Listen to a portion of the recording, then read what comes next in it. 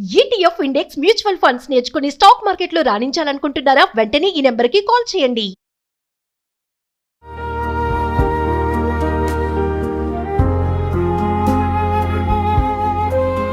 నమస్తే, welcome back to Suman TV. Present మనతో పాటు ఉన్నారు సీనియర్ ఐపీఎస్ ఆఫీసర్ రెడ్డన్న గారు. నమస్తే సార్. నమస్కారం అండి. సార్, హర్యానా సోనీపత్లో ఆ ఇన్సిడెంట్ మీరు చూసేవాళ్ళు, వైరల్ అవుతుంది వీడియో. ముగ్గురు కూతుర్ని కష్టపడి పెంచి చదివించి వాళ్ళు ఇప్పుడు ఒకళ్ళు యూపీలో, ఒకళ్ళు నేపాల్లో, ఒకళ్ళేమో ముంబైలో సెటిల్ అయ్యారు. తండ్రి ఓల్డ్ ఏజ్ హోమ్లో ఉంటున్నారు, పేరెంట్స్ ఇద్దరు కూడా. ఆయన చనిపోయారు. చనిపోతే కనీసం మరి రావడానికి వాళ్ళకి టైం లేకుండా పోయింది. అది కూడా వీడియో కాల్లో. అసలు ఎంత దారుణం అంటే, తొందరగా చేయండి, మేము బయటికి వెళ్ళాలి, మాకు పనులు ఉన్నాయి, ఎంతసేపు చేస్తారు అని ఆ వీడియో కాల్లో వాళ్ళ మాట్లాడడం అనేది దారుణంగా ఉందన్నమాట. అంటే ఎటుపోతున్నాయి బంధాలు, రిలేషన్స్, అసలు ఇవన్నీ అనిపిస్తుంది ఇలాంటి చూసినప్పుడు. ఒక్కసారి దాని గురించి మాట్లాడితే సార్. నిజంగానే ఆయనకు కొడుకులు లేరు, లేకపోయినా కొడుకుల్లాగే ముగ్గురు కూతుర్లని పెంచాడు ఈ శివచరణ్ దాస్ గుప్తా. శివచరణ్ దాస్ గుప్తాకి ముగ్గురు అమ్మాయిలు అయితే ముగ్గురిని బాగా చదివించాడు. ఒకరిని బొంబాయికి ఇచ్చి వివాహం చేశాడు, ఒకరినేమో నేపాల్, ఇంకొకరేమో ఉత్తరప్రదేశ్లోనే. వీళ్ళు ముగ్గురు బాగా సెటిల్ అయినారు. సెటిల్ అయిన తర్వాత వీళ్ళని చూసుకునే వాళ్ళు లేరనే ఉద్దేశంతో శివచరణ్ గుప్తా మరియు వాళ్ళ భార్య ఇద్దరు కూడా ఒక ఓల్డ్ ఏజ్ హోమ్లో చేరినారు. ఆ ఓల్డ్ ఏజ్ హోమ్లోనే భార్య గతించిపోతే ఈయన ఒక్కడే ఉన్నాడు. ఒకడే ఉంటే కొంచెం అనారోగ్యం వచ్చింది. అనారోగ్యం వచ్చితే కూడా వృద్ధాశ్రమం నడిపే వాళ్ళు, ఓల్డ్ ఏజ్ హోమ్ వాళ్ళు పిల్లలకి చెప్తే రాలేదు.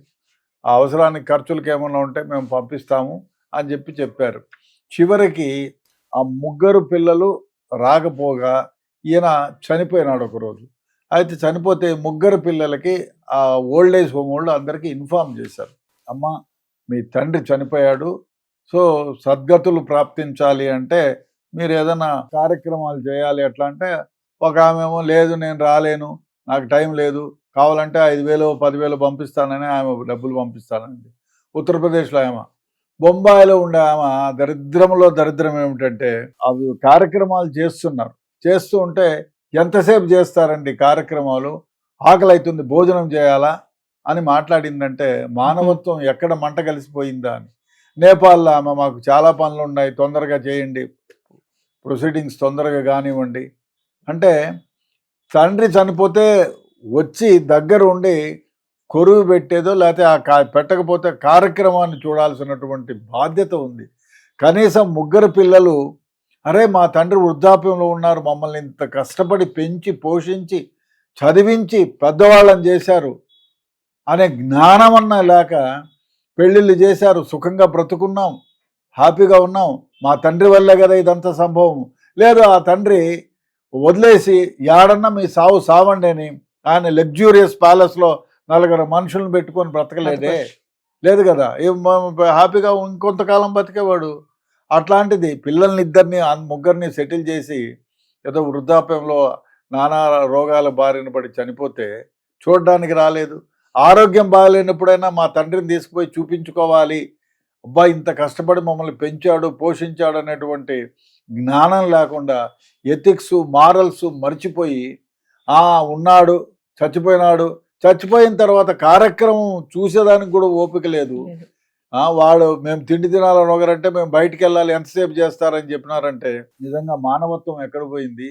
ఇట్లా పిల్లల్ని కనడం ఎందుకు? ఒకవేళ ఆయన బ్రతికి ఉంటే, ఆయన కాకపోయినా ఆయన భార్య బ్రతుకుంటే, ఈ వీళ్ళనా నేను కనింది, వీళ్ళనా నేను పెంచింది, వీళ్ళ కోసమా ఇంత కష్టపడింది. మామూలుగా తల్లిదండ్రులు పిల్లల కోసం జీవితాలను అర్పిస్తారు, ఎంతో కష్టపడతారు. అబ్బా నా కొడుకు ఈ విధంగా కావాలా, నా కొడుకు అది కావాలా, నా అమ్మాయి నా కూతురు ఈ విధంగా ఉండాలి, మంచివాడిని వెతికి వాడు చెడ్డవాడంటే మళ్ళీ కష్టపడుతుంది, ఏమవుతుందో ఏమో అని ఎంతో కష్టపడి పెంచి పెళ్ళిళ్ళు చేసి వాళ్ళ బాగోగులు చేసి, వీడేమో తినకుండా ఒకరోజు తింటే ఒకరోజు తినకుండా పొట్ట కట్టుకొని పిల్లల్ని వృద్ధిలోకి తెస్తే చివరి అంకెంలో తండ్రి చనిపోయే సమయంలో పిల్లలు చూసుకోవడానికి రాలేదు. అబ్రాడ్లో ఉన్నారు చాలామంది, డబ్బులు పంపిస్తాము చూసుకోండి, చనిపోయిన తర్వాత వస్తాములే, మాకు వచ్చేదానికి లీవ్ దొరకలేదండి, మీరే కార్యక్రమం చేసి వీడియో తీసి మాకు పంపించండి.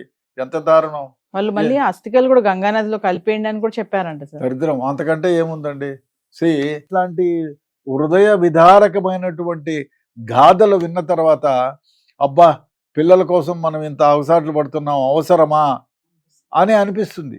ఎందుకు మనం ఇంత కష్టపడుతున్నాం, ఎందుకు కట్టుకొని వీళ్ళ కోసం ఇంత తిరుగుతున్నాం, వీళ్ళకి ఎథిక్స్ మారల్స్ ఎంతకని నేర్పిస్తామండి. చదువుకున్నాం, మంచి విద్యా బుద్ధులు తెప్పించాం, అంతేగాని మేము చచ్చిపోతే మీరు రండి, మమ్మల్ని వృద్ధాప్యంలో మమ్మల్ని బాగా చూసుకోండి అంటారు. అది మీ బాధ్యత, మీ బాధ్యత మీరు నెరవేర్చాలి. మా బాధ్యతగా మేము చదివించాం, మంచి అలవాట్లు ఇవ్వాలని కోరుకుంటారు, మంచి చదువులు ఇప్పించాం, మంచి ఉద్యోగం ఇప్పించాం.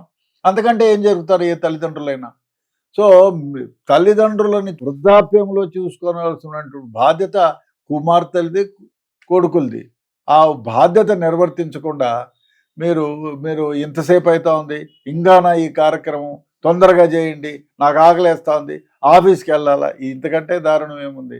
నిజంగా ఇటువంటి వీడియోసు, ఇటువంటి హృదయ విదారకమైనటువంటి స్టోరీస్ విన్నప్పుడు, చూసినప్పుడు బాధ అనిపిస్తుంది. అబ్బా, ఇదే సమాజం ఎట్లా పోతా ఉంది.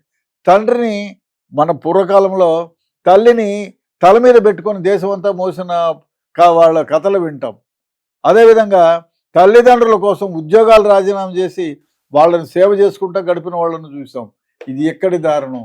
ఇంత శుభంగా, ఇంత సుకరంగా వాళ్ళని పెంచి పోషిస్తే చివరికి చనిపోయిన తర్వాత వాళ్ళు ఇచ్చే గౌరవం మీద నిజంగానే బాధ అనిపిస్తుందండి. ఇట్లాంటివి చాలా దురదృష్టకరం. నిజంగానే ఇది 10 మందికి తెలియపరచాల్సినటువంటి వ్యవహారం.